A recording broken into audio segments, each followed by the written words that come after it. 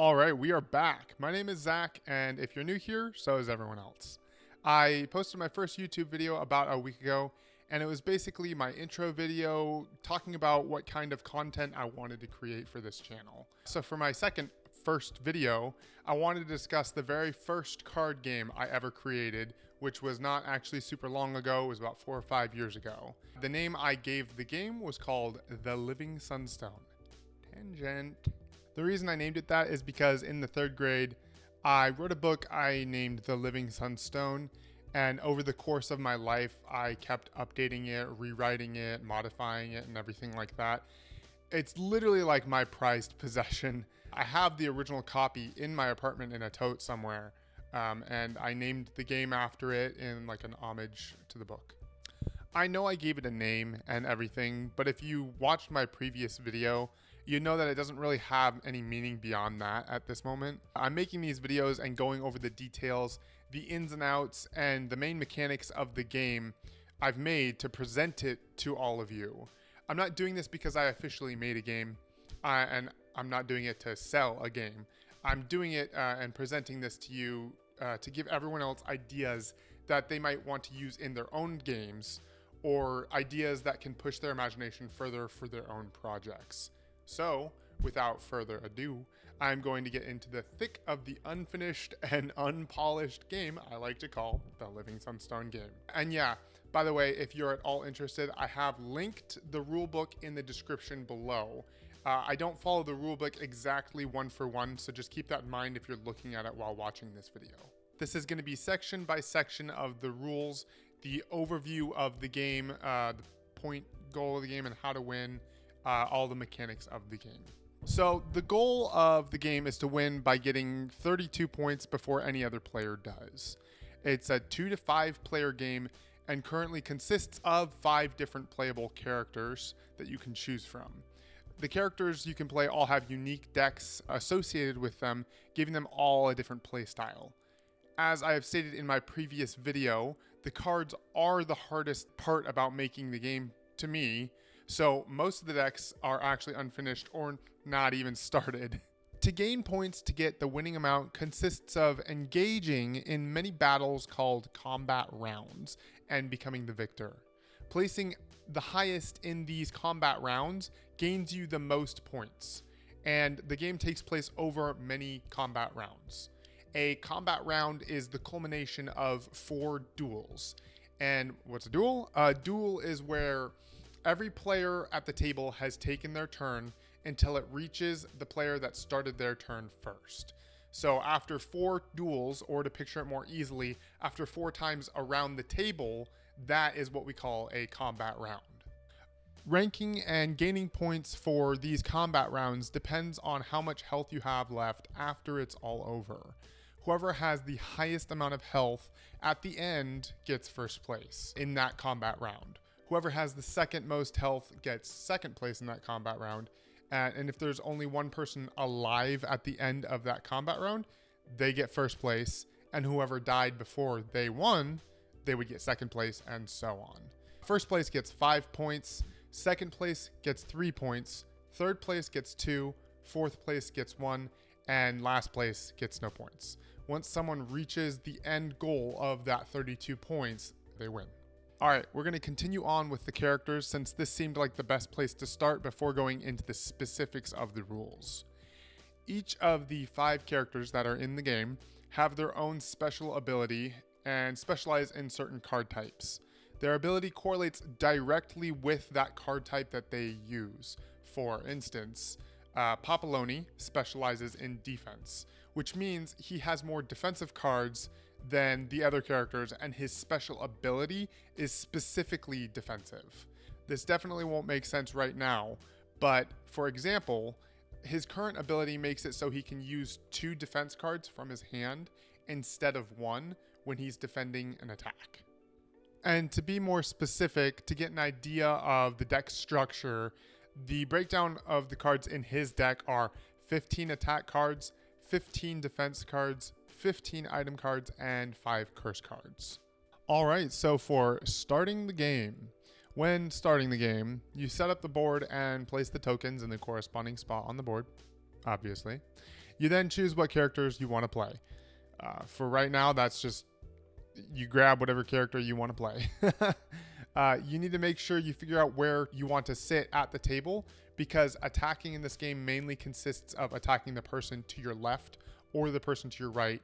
But that isn't always the case, but it is the more probable outcome. You then draw your first hand of 5 cards, and remember, each character has their own deck, so there isn't like a communal deck to draw from. All right, so beginning to play and the turn structure. This is where it gets a little beefy. You roll a die to see who gets to go first, and the player with the highest roll goes first.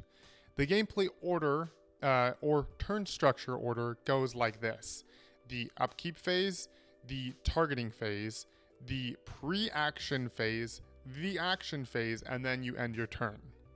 The meat of the game falls under what happens during all of these phases. This is the majority of the game. For the upkeep phase, that's when you resolve any status effects that may have been on you from your previous turn that take effect at the very beginning of your turn, or it might affect how an action works during your new turn. This is important to not forget about, because it can mean the difference between winning and losing the game. You will then move on to the targeting phase. The reason the targeting phase is important is not only because it affects who you will be attacking if you choose to attack, but it will decide who will be on the receiving end of whatever you may do during your turn. You roll a die and it dictates who will be the targeted person for your turn. The pre-action phase is a very off-putting step in the turn structure, and I'm saying that as the person who made this game. It serves 2 purposes: to see if you can attack on your turn, even if you weren't planning on attacking, or making it so you only have 1 action point during your turn instead of the normal 2. For actually deciding what will happen, you roll a die, and depending on what was rolled, those 2 things may happen, or literally nothing will happen at all, and you can just move on. The last part of the turn structure goes into the actual actions of your turn. During your action phase, you have 2 action points, unless you have 1 due to the pre-action phase die roll that we just talked about, and you can choose between a few of these different actions. You can attack using attack cards from your hand. You can play a defensive card on your table to be used later. You can play an item card to the table to be used that turn for your second action point or on a later turn. Or you can play a curse on the targeted player, which can be played directly from your hand. You then end your turn, and once you're done using your action points, you resolve any status effects that may be on you, just like you do in the upkeep phase. And I know it might be confusing with how I was describing how to use the cards, with putting a defense card to your table and then using it, or not being able to use it from your hand or using it directly from your hand. But I do go over that in a later part of this video, so it'll make more sense. All right, so we are on to status effects. There are a total of 7 status effects that can be put on you or another player. They are applied by using attack cards, but they can also be applied using item cards or curse cards. The status effects are below. Wound makes it so you receive more damage from attacks. Weaken makes it so you deal less damage on your attacks. Bleed makes it so you take damage during your upkeep phase.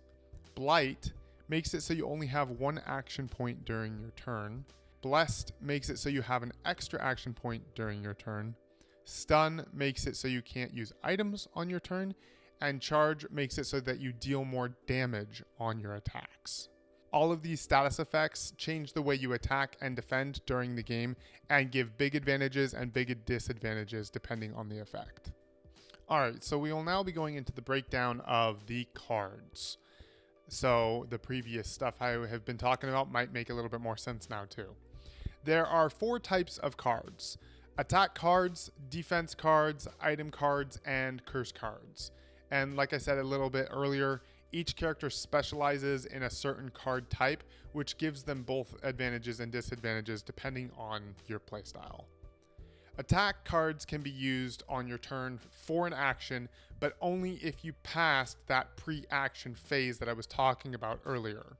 You attack with the cards that are in your hand because attack cards are never played to the table like an item or defense cards are, and you can only attack once per turn.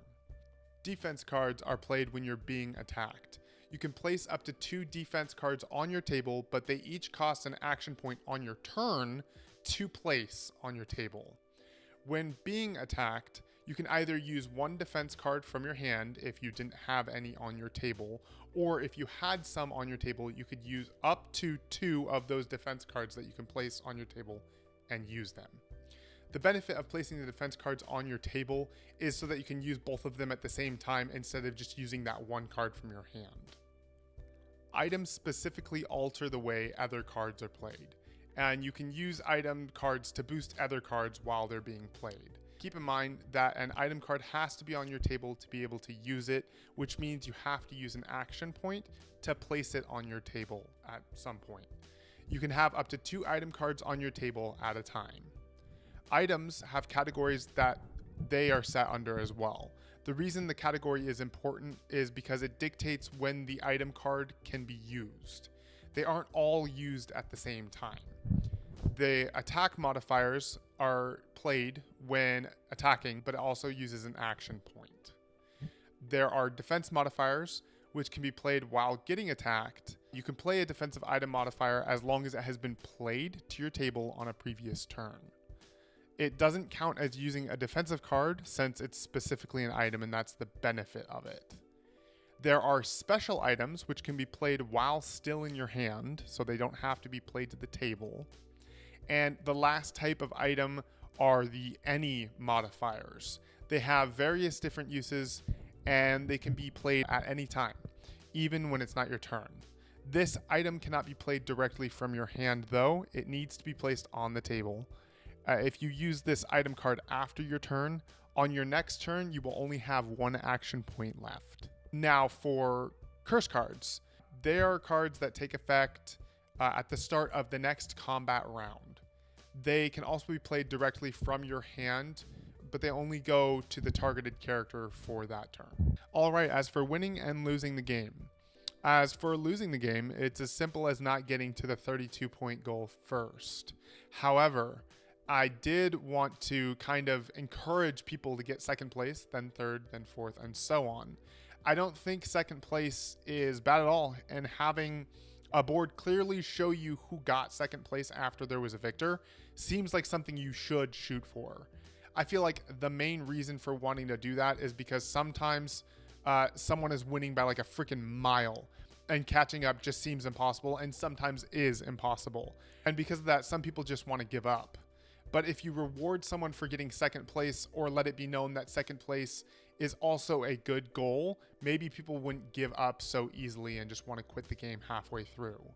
As for winning the game, you just need to reach the 32-point goal before anyone else does. I also want to hammer in that getting second place should be a goal for everyone and should be something that you want to achieve. All right, for the summary and the overview. So now that we've gone over the basics and the semi-broken down rules, let's go over what my goal was from making this game and possibly what I want to do with this going forward. What I wanted to achieve from making this game. This was my very first card/board game that I ever created, and I wanted to make something fun that I could have my friends and my family play that was created by me. As for the completion of this game, besides the cards, I'd say the rules are almost solidly put together. Granted, I have only playtested this a handful of times with the general deck that I had created for the beginning of the game.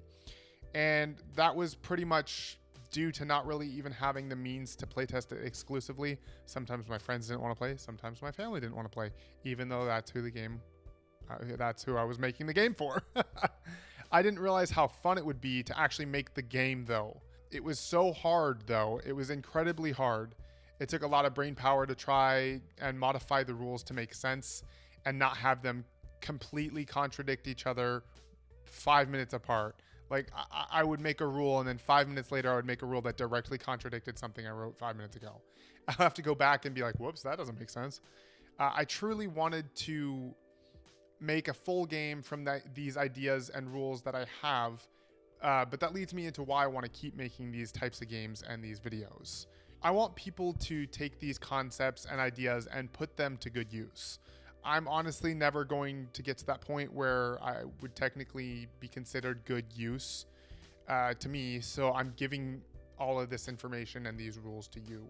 I have linked the rulebook in the description as a guide for someone to build off of, and I think keeping this to myself and never having it see the light of day would kind of be disappointing. So that's the game. I'd love to see what you thought of it, even being incomplete, and would love to see you comment on what you think you might add to the game or what you would change if there were ever a final version. And I'll see you in my next video, which should be reviewing a game that I find particularly fun. Catcha!